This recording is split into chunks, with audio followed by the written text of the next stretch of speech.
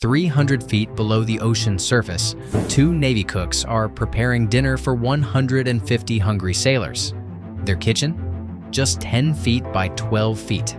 That's 120 square feet. Your bedroom is probably bigger. They have two ovens, one fryer, and a griddle. No windows, no fresh air. The room pitches and rolls with every wave above, and they're cooking 4 full meals today. Tomorrow, they'll do it again, and the day after that. For the next 90 days straight, they'll serve over 50,000 meals before they see land again. This is submarine cooking, and it's one of the toughest jobs in the US Navy.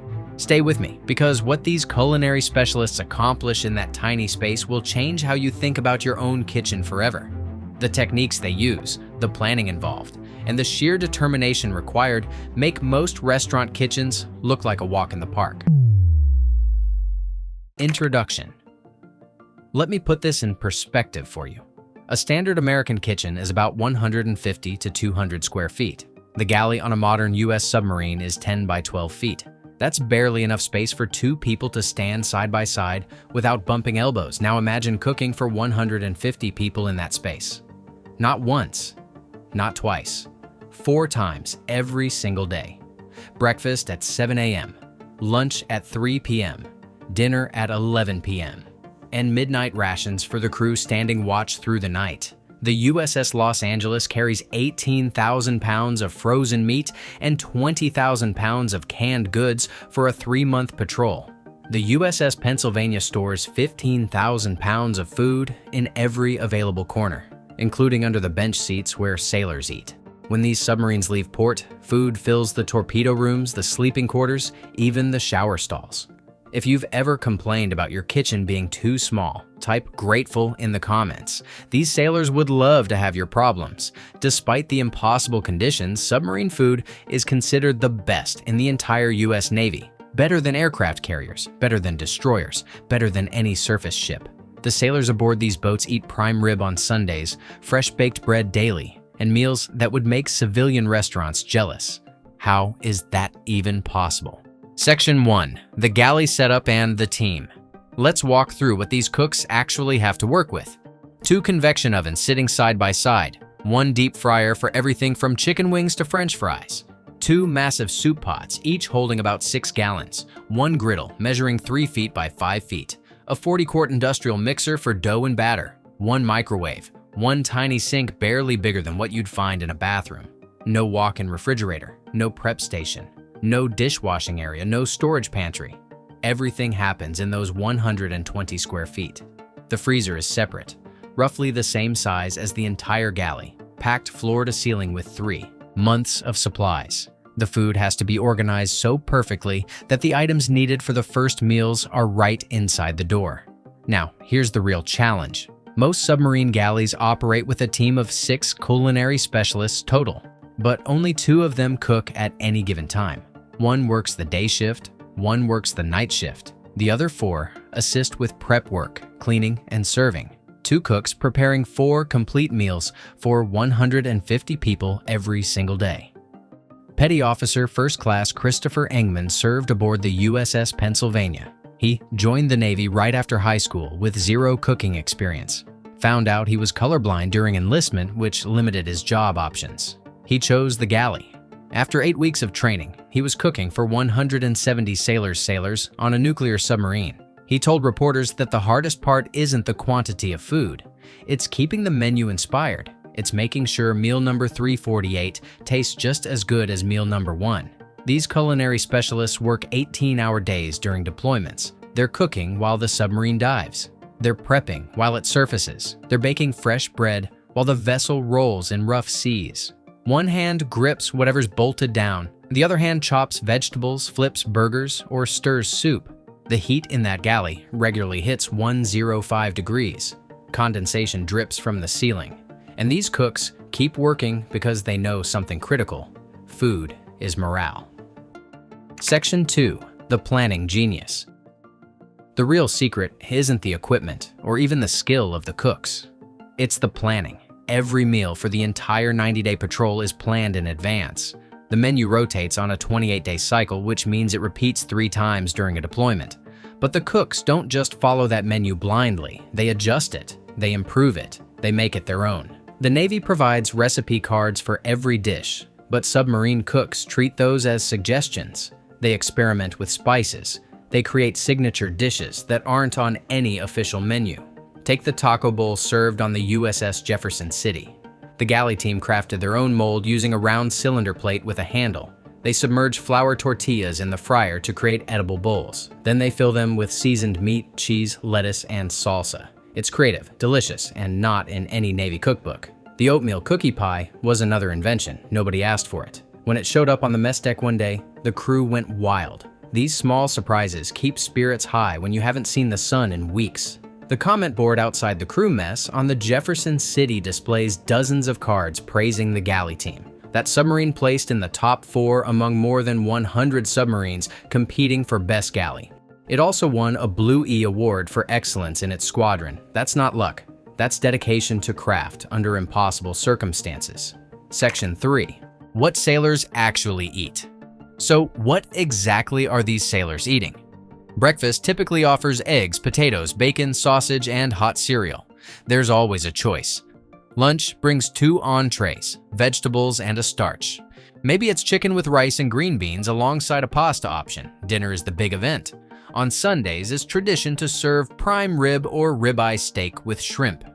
50 pounds of steak and 60 pounds of lobster tails hit the plates. Saturday nights bring another tradition: pizza and buffalo wings. Doesn't matter if you're in the Atlantic or the Pacific. Saturday is pizza night. Italian night happens once a week with fresh-baked French bread, lasagna, manicotti, and spaghetti. Mexican meals are crew favorites, featuring enchiladas, tacos, and Spanish rice. They've served Chinese 5-spice chicken, crab legs, and French onion soup. And every single day there's a salad bar. Fresh vegetables last about 2 weeks, but even after that, the cooks maintain options with preserved items. Then there's midnight rations, called mid-rats.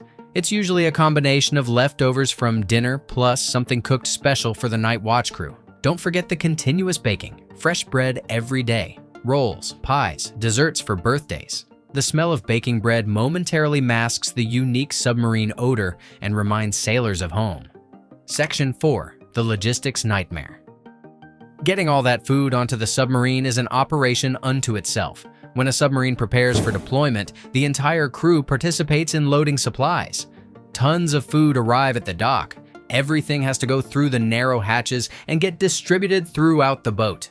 The floors of the main deck and corridors get covered with cans and boxes. Plywood sheets create temporary walkways so sailors can move around. Salamis and hams hang from pipes in the sleeping quarters. Sacks of potatoes get wedged around equipment. Canned goods fill the bilges. Boxes stack in the showers, the engine room, and even the torpedo escape hatches.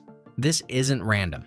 The distribution has to be perfect because submarines are incredibly sensitive to weight distribution. Too much weight in the bow and the submarine won't surface properly.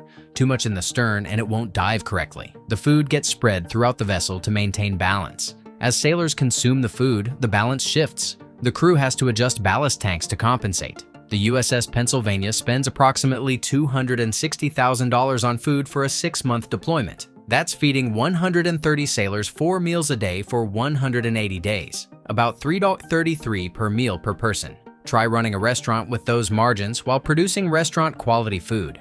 Aircraft carriers receive food supplies through underway replenishment every 7 to 10 days. Up to 1 million pounds of food gets delivered while the ship is moving. Submarines can't do that as easily. Most of the time, they're operating underwater where they're safest. That means they have to carry everything they need from the start. Section 5. The pressure and why it matters. The pressure on these cooks is absolutely relentless. They work in a space where 1 person can stand comfortably, but 2 cannot. They cook while the submarine performs emergency drills. They maintain health and safety standards that would shut down most civilian kitchens if they failed inspection. The atmosphere aboard a submarine grows thick and stale over time. Each sailor breathes air that's been in someone else's lungs at least 90 times before getting recycled. The crew knows the air is getting bad when they have trouble lighting cigarettes. Water is severely rationed. There's barely enough for drinking and cooking, let alone showering or laundry. In this environment, the galley becomes the heart of the submarine.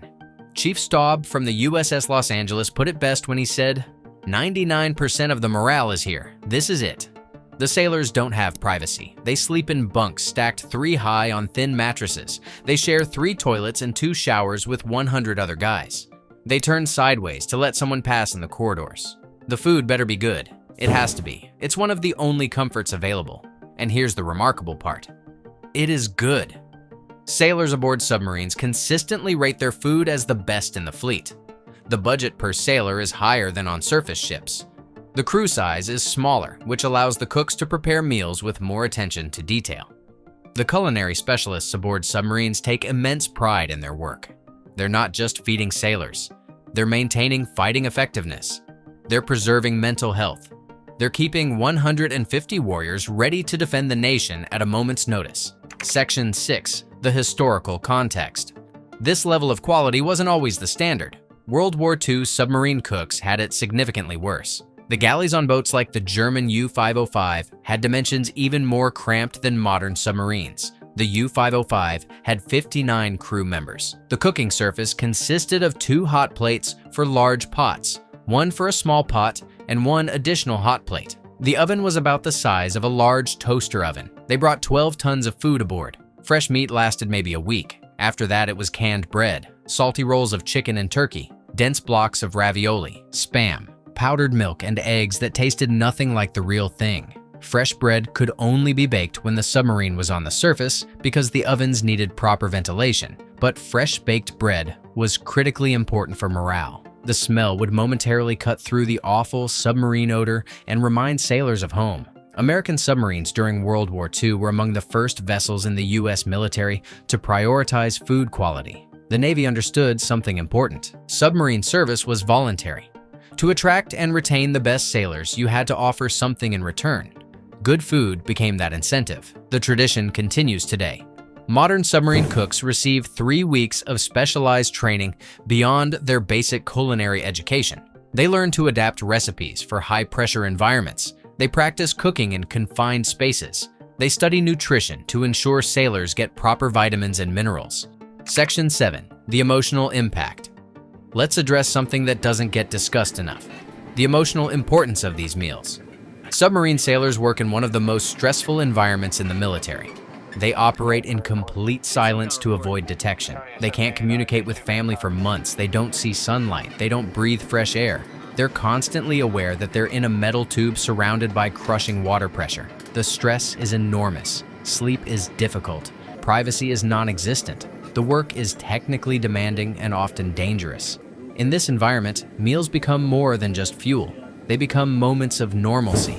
They become social events where sailors gather, talk, and temporarily forget where they are. They become small celebrations that mark the passage of time. When a cook serves prime rib on Sunday, it's about creating a Sunday feeling.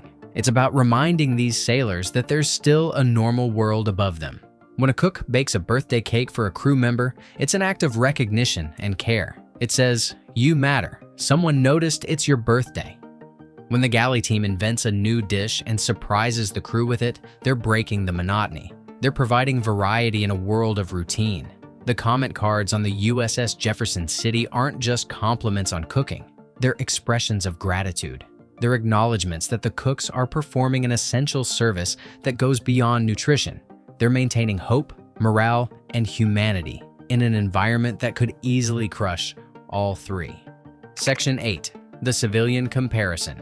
Let's put this in civilian terms so you can truly appreciate what's happening. Imagine you own a restaurant. Your dining room seats 150 people. You serve breakfast, lunch, dinner, and a late-night menu. You're open 24 hours a day, 7 days a week, for 3 months straight with no days off. Your kitchen is 120 square feet. You have 2 ovens, 1 fryer, 1 griddle, and 2 soup pots. No walk-in refrigerator, no prep station. You can only order supplies once every 90 days. Whatever you order has to fit in your single freezer, plus whatever space you can find under benches. There's no calling the supplier for emergency deliveries. You have 2 cooks. They work 18-hour shifts. They can't call in sick. They can't quit. They're stuck in that kitchen for the full 90 days. Oh, and the building shakes constantly. the temperature reaches 105 degrees. And 150 hungry customers are counting on you to deliver excellent food 4 times a day. That's submarine cooking. And these culinary specialists don't just survive it, they excel at it. They produce food that wins awards. They create dishes that sailors remember for years. They maintain standards that would make most civilian restaurant owners jealous.